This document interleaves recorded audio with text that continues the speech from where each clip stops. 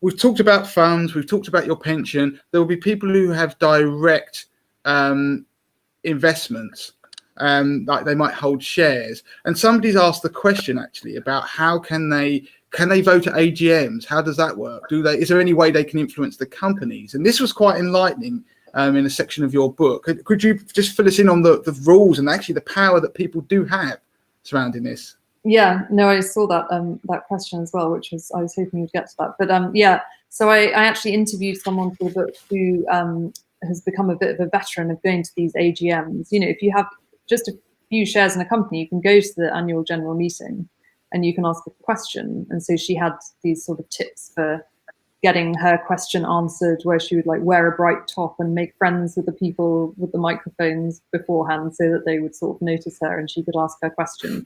And she would, you know, she would really prepare what she had to say and, you know, make really good points. You know, she said at one point she was at one of the Shell AGMs and people cheered her when she was saying, you know, we really need to think about climate change and, you know, dividends might be important, but the future of the planet is more important. I mean, she was a very inspiring person. You know, you don't have to go personally to the AGMs.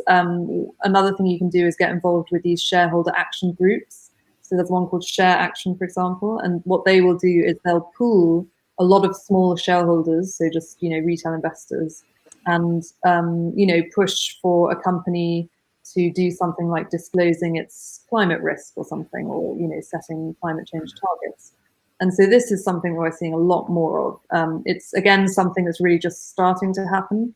And so far, the resolutions don't always, or often don't get majority support when they're actually put to the board, but they're failing by smaller and smaller margins. And I think the tide is definitely moving that way, because you're also seeing, what you'll see with some of these smaller shareholder resolutions is that often some of the larger institutional shareholders who are ethically minded themselves will come in on it. So they'll sign up as well and they'll be like, yes, this is a good point.